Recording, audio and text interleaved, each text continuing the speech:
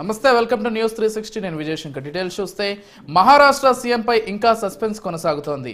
CM కుర్చీ పంచాయతీ అధిష్టానం దగ్గరికి చేరుకోవడంతో రేస్లో ఉన్న ఏక్నాథ్ షిండే, దేవేంద్ర ఫడ్నవీస్, అజిత్ పవార్లు ఢిల్లీలో మకాం వేశారు. ఈసారి కూడా సీఎం సీటు తనకేనంటూ ఏక్నాథ్ షిండే పోటీ పడుతున్నట్లు సమాచారం. మరోవైపు ఫడ్నవీస్ వైపే బీజేపీ పెద్దలు మొగ్గు చూపుతున్నారు. ఇప్పటికే దేవేంద్ర ఫడ్నవీస్ కు అజిత్ పవార్ మద్దతు కూడా ప్రకటించారు. ఇక ఇలా ఉంటే చెరో 2.5 ఏళ్లు ఫార్ములా షిండే వర్గం బీజేపీ పెద్దల ముందు పెట్టినట్లుగా తెలుస్తోంది. ఏదేమైనా ఈ రోజు మహారాష్ట్ర సీఎం ఎవరనేది తేలాల్సి ఉంది. ఎందుకంటే రేపు తప్పనిసరిగా మహారాష్ట్ర కొత్త సీఎం ప్రమాణ స్వీకారం చేయాలి.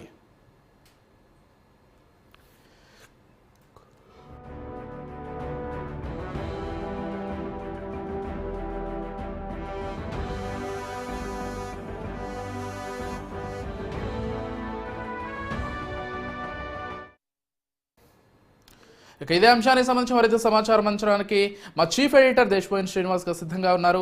చెప్పండి శ్రీనివాస్, అండ్ మొత్తంగా మహారాష్ట్ర సీఎం ఎవరనేది ఈరోజు ఖచ్చితంగా తేలాల్సి ఉంది. ఎందుకంటే రేపు ఖచ్చితంగా ప్రమాణ స్వీకారం ఉంటుంది కాబట్టి ఈలోపే ఎవరు సీఎం అనేది అధిష్టానం డిసైడ్ చేయాల్సి ఉంది. ఒకవైపు షిండే తానే మళ్ళీ సీఎం అవుతారన్న ధీమాతో ఉన్నారు.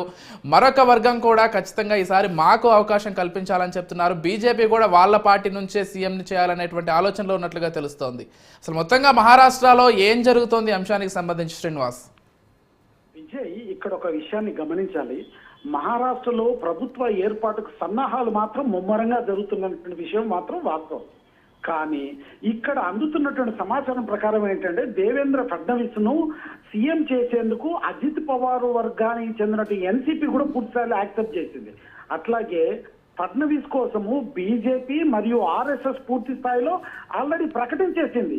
బీజేపీ తరపు నుంచి ఈయనే సీఎం ఉండాలన్నటువంటి విషయాన్ని ముక్తకంఠంగా ఇద్దరు ఆర్ఎస్ఎస్ బీజేపీ చెప్పింది. కానీ ఇక్కడ ఒక విషయం ఏమర్థొస్తున్నదంటే షిండే శిబిరంలోని ఎమ్మెల్యేలు మాత్రం సీఎం గా ఏక్నాథ్ షిండే ఉండాలన్నటువంటి విషయం చెప్తున్నాయి. ఎందుకు ఆ విషయాన్ని నొక్కి ఒక్కేస్తున్నాయంటే లాడ్లీ బ్రాహ్మణ యోజన అంటే ఈ మహిళలకు సంబంధించినటువంటి పథకాన్ని కంప్లీట్ గా షిండే మాత్రమే అనౌన్స్ చేయడం వల్లనే మహాయుతికి అంటే బీజేపీ కూటమికి ఎక్కువగా సీట్లు వచ్చేటువంటి అవకాశం ఉంది.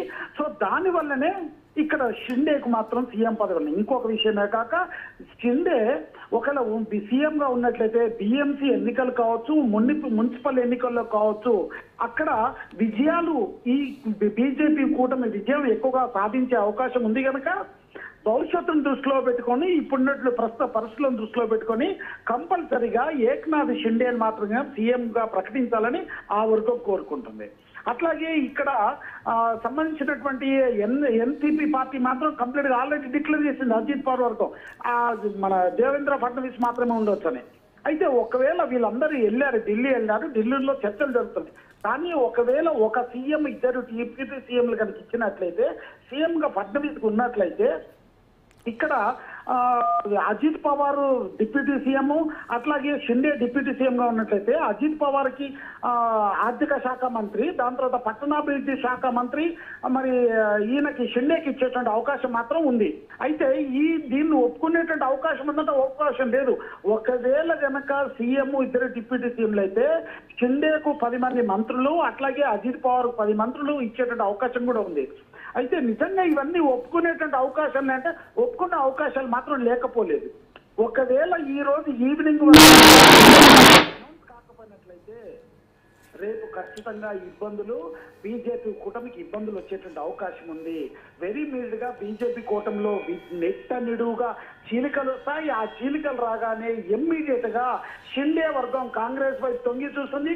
తొంగి చూడగానే వాళ్ళు ఇమ్మీడియట్ గా క్యాండిడేట్ అనౌన్స్ చేస్తారు. అప్పుడు కాంగ్రెస్ కూటమి పరిపాలన చేసే అవకాశం ఉంది. అందుకోసం చాలా జాగ్రత్తగా ఆచితూచి బీజేపీ పెద్దలు ఈ విషయంలో నిర్ణయం తీసుకునే అవకాశం లేకపోయినట్లయితే ఇమ్మీడియట్ గా రాష్ట్రపతి పరిపాలన కూడా వచ్చే అవకాశం కనుక ఖచ్చితంగా ఈ రోజు సాయంత్రం వరకు ఎట్టి పరిస్థితిలో డిసైడ్ చేయాలి. రేపు ప్రమాణ స్వీకారం జరగాలి.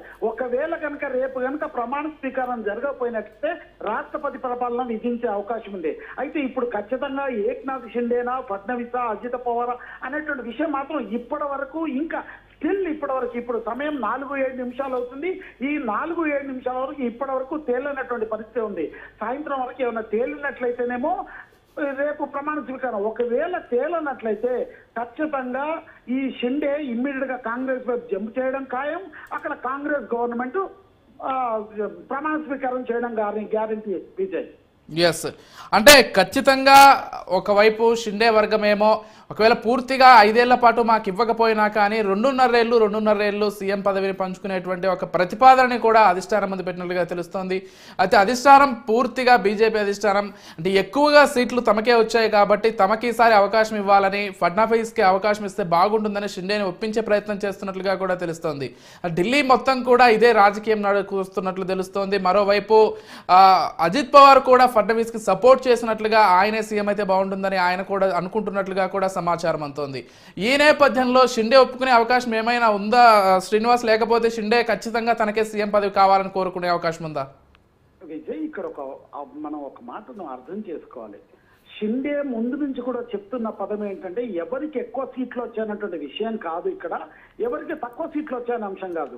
ఎన్నికలకు పోయినప్పుడు లాడ్లీ బ్రాహ్మణ యోజన పథకాన్ని ప్రకటించింది నేను, తద్వారానే మహాయుతి కమిటీ కూటమి గెలిచిందన్నటువంటి వాదన తను తీసుకొచ్చాడు. ఒకవేళ అజిత్ పవార్ గనక ఫడ్నవీస్ కి మద్దతుగా నిల్చున్నా, బీజేపీ ఆర్ఎస్ఎస్ మద్దతుగా నిలుచుకున్నప్పటికీ షిండే అనుకున్నదే చేయగలుగుతాడు. ఎందుకంటే గతంలో 2.5 సంవత్సరాలు ఒకరు సీఎం, 2.5 సంవత్సరాలు మరొక సీఎం అన్న విషయంలోనే తేడా వచ్చినప్పుడు అక్కడ ఆ కూటమిని విడగొట్టి బీజేపీ సహాయంతో తను ముఖ్యమంత్రిగా ప్రమాణ స్వీకారం చేసి పరిపాలన సంఘటన మనం చూసాం. కానీ ఇప్పుడు కూడా అజిత్ పవార్ బీజేపీ వైపు తిరిగినప్పటికీ కూడా షిండే ఒకే మాట మీద నిల్చున్నాడు. ఇక్కడ ఎవరు ఎక్కువ సీట్లు గెలిచామన్నటువంటి విషయం కాదు. ఇంకొక విషయం అంటే అత్యంత రహస్యంగా బయటకు వస్తున్న విషయం ఏంటంటే ఒకవేళ ఫడ్నవీస్ గనక ఇక్కడ సీఎం కాని పక్షంలో ఫడ్నవీస్ ని తీసుకొని కేంద్ర బీజేపీ పార్టీ అధ్యక్షుడిగా చేసేటువంటి ఆలోచన జరగబోతున్నది. తర్వాత సెంట్రల్ ఇండియా నుంచి ఫడ్నవీస్ ని, సౌత్ ఇండియా నుంచి మురళీధర్ రావుని, అట్లాగే నార్త్ ఇండియా నుంచి స్మృతి ఇరానీ, ఈ ముగ్గురు కూడా భారత జాతీయ జనతా పార్టీ యొక్క అధ్యక్ష పదవి పోటీలో ఈ ముగ్గురు ఉన్నటువంటి విషయాన్ని మర్చిపోకూడదు. ఆ నేపథ్యంలోనే ఫడ్నవీస్ ని ఇక్కడ ఉంచాలా లేదా తీసుకెళ్లి అక్కడ పెట్టాలన్నటువంటి ఆలోచన బీజేపీ పెద్దలు చేస్తున్నటువంటి సమాచారము. సో ఆ నేపథ్యంలో ఒకవేళ షిండే కనుక ముఖ్యమంత్రి పదవి ఇచ్చినట్లయితే అక్కడ సజావుగా రేపొద్దున ప్రమాణ స్వీకారం జరిగే అవకాశం ఉంది. ఒకవేళ ఇవ్వని పక్షంలో ఇక్కడ ఖచ్చితంగా ఇబ్బందులు వచ్చేటువంటి అవకాశం ఉంది. దాంతో షిండే కూడా కాంగ్రెస్ వైపు జంప్ అయ్యేటువంటి అవకాశం ఉంది. కనుక ఇంత కష్టపడి గెలిచినటువంటి బీజేపీ కూటమి నిట్ట నిరూనా చీలిపోయే అవకాశాలు మాత్రం ఉన్నాయని చెప్పక తప్పదు. ఈ రోజు సాయంత్రం గనక బీజేపీ పెద్దలు ఈ సీఎం పైన ఖచ్చితమైన నిర్ణయం తీసుకోకపోయినట్లయితే ఇబ్బందులు తప్పవన్నటువంటి విషయాన్ని మాత్రం అర్థం చేసుకోవచ్చు. ఫడ్నవీస్ మాత్రం జాతీయ అధ్యక్షుడు హోదాలో తీసుకుపోయి అతన్ని సంతృప్తి పెట్టే అవకాశం మాత్రం ఉంది Vijay. Right, thank you Srinivas.